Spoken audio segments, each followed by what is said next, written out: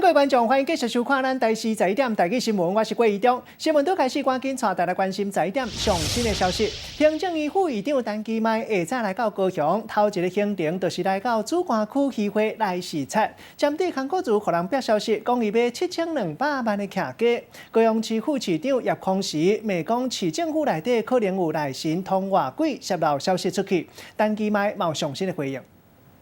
我想韩市长还是必须说明清楚啦，按摩大概也没有办法舒压了哈，这个还是要把话说清楚是比较重要了。现在高雄市府又传出说，像叶匡时觉得说里头好像似乎有内奸，不断把讯息传外流给民进党的议员。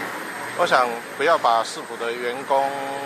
当鬼或者是当贼啦，他们还是在工作上一起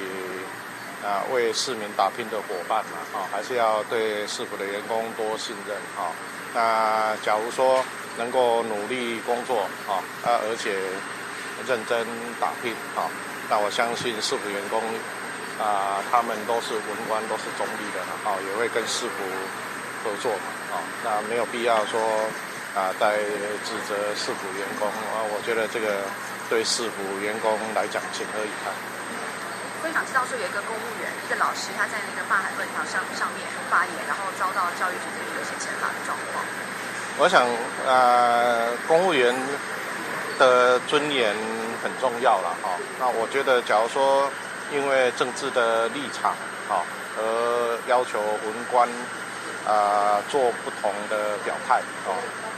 这个不仅有违行政中立法那更是在政治上的一些不必要的一些干扰我觉得会让公务员反感，适得其反。